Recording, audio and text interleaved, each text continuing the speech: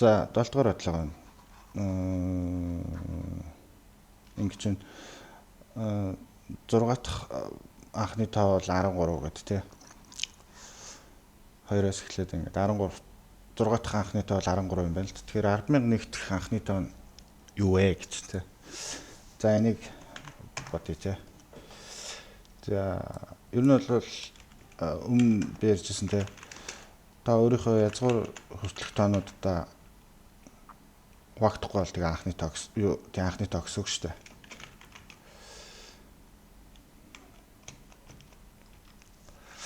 Тэгэхээр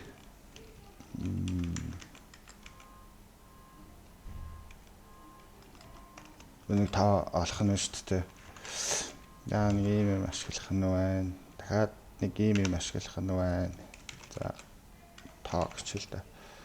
Тоо нь одоохондоо тэг байгаа. Тэгээд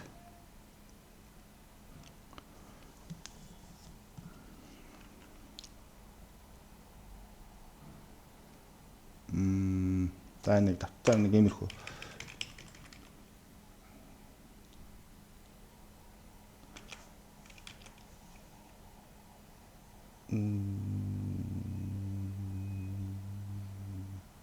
энэчтэй яах вүлээ? Бас нэг юм байх нэ. Гэж.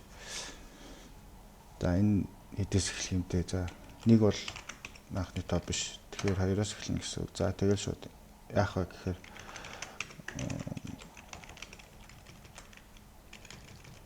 тоо маа зорилго чинь болохоор ийм баг штэ 10,001. За 10,000-ээс бага байвал юу яана гэж сүртэйчдэж ш зарим хүмүүс ингэж юм гээд. За одоо тэгэхээр яах вэ гэхээр бид нэр 2-оос эхлээ шалгаа яваа штэ тий. Тэгэхээр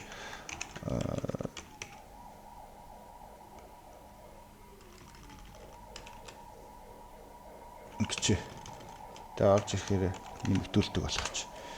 Тэгэхээр одоо ингэн гэсэн үг. Тоог 2 болон 2-оос эхлээд за энэ max j гэж тэ max j. Max j нь болохоор язгуур нь нөгөө тооны энэ хүртэл хуваагаал үзчихэд анхны тоо мөн үү шүү гэдэг нь гараад ирж штэ. Тэгэхээр max j хэрвээ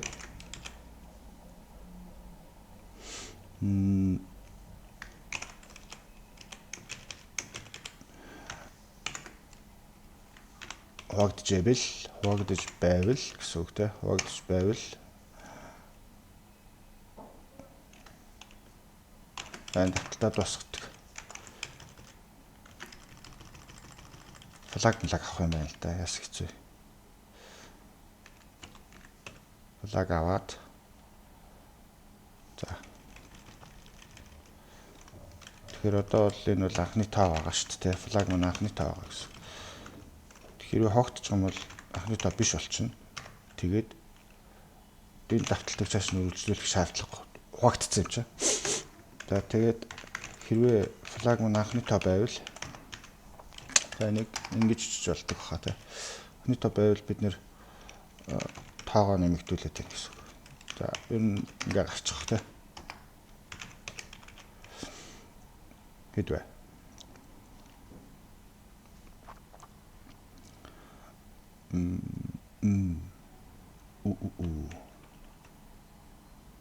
Штэ тий.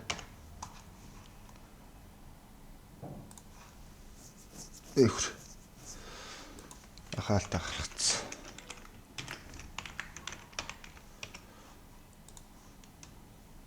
Эхэр. Аач. Оо. 14 гарч ийн тий. Зүү. Яас хэцүү. Энэ хэр удаа ажиллаж байна вэ? санахой memory за би энийг уг жоохон сайжруулъя гэж бодож ирсэн. Тэгсэн чинь амар хурдан ажиллаад байна. Тэгэхээр бидний ашиглаж байгаа серверүүд дээр ингэж ажиллаж байгаа бол энийг жоохон хөндрүүлээд бодоод яг. Гэхдээ энийг сайжруулах дахиад нэг арга байгаа. Тэр нь юу вэ гэхээр тэр аргыг зүгээр хэлчихье. Юу вэ гэхээр бид нэр энд л байгаа л да. Юу вэ гэхээр бид нар тухайн тоог жишээлбэл 36 ч гэдэм үү те 36-аг 2-оос 6 хүртэл тоонуудад хуваагдж байгааг шалгахад л болно гэж үзээд шүү дээ те. Гэтэл энд чинь хэдэн тоо байгаа гэхээр 6 тоо байгаа шүү дээ те. Биш 5 тоо байгаа те. Гэтэл яг өндөө бол 2-оос 6 хүртэл тоонууд дундаас зөвхөн одоо анхны тоонуудыг л хувааж үзэхэд хангалттай байхгүй. Тэгэхээр 2-оос 6 хүртэл хэдэн анхны тоогоо гэхээр 2 3 5 тий. Тэгэхээр 3 тоон хуваахад хангалттай байхгүй. Өөрөөр хэлбэл 36-г анхны тоо юу гэдгийг шалгахын тулд 3 тоон хувааж үзэхэд хангалттай байхгүй. Миний сайн бодолд болохоор 5 тоон хувааж үзээд байгаа шүү дээ. За жишээлбэл 2 3-т хуваагддаггүй тоо байлаа л да. За жишээлбэл 7 гүрчиг 13 байгаа тий. 7 гүрчиг 13 чинь 91 тий. Тэгээ нэг анхны тоон мөн үү биш үү гэдгийг үзэхийн тулд 91-ийн язгуур чинь 9 гарна тий. 9 гарах уу тий. Тийм 9 гарна. Тэгэнгүүт 2-оос 9 хүртэл хэдэн тоо вэ? 8 тоогоо. Гэтэл 2-оос 9 хүртэл хэдэн анхны тоо вэ? 2 3 5 7 ингээл л шүү дээ. Эдгээр цугаал үтсчихэд болчихно гэсэн үг. Тэгэхээр 4 тоонд хаагаад үсгэхэд л болчихно гэсэн үг байхгүй юу? 8 биш 4 гэсэн. Тэгээ бид нар анхны тоогоо ингээ багаас нь эхлээд өөрсдөө хайгаад явж байгаа болохоор энэ анхны тоонуудаа нэмээл яваад байгаа гэсэн. Анхны тооныхоо санганда нэг иймэрхүү бодолт байж болно. Тэгэх юм бол манай энийг жоохон нэмээл та тий. Жишээлбэл гэдэг ч юм уу. Тэр үдээр удаагчлах тий. Тэр одоо юм гэж хэлж байна. Тэгэхээр саяныхаар сайжруулж болно гэсэн. Гэхдээ одоо би яг тэр аргыг хийхээ боллоо. Юу ойлер дээр ер нь тэрийг ашиглах тийм бодлогонууд ер нь гарч ирдээ. Тэгээд тэрийг гарч ирэх үед нь бүгдээрээ ашиглаад хийе. За, дуслаа.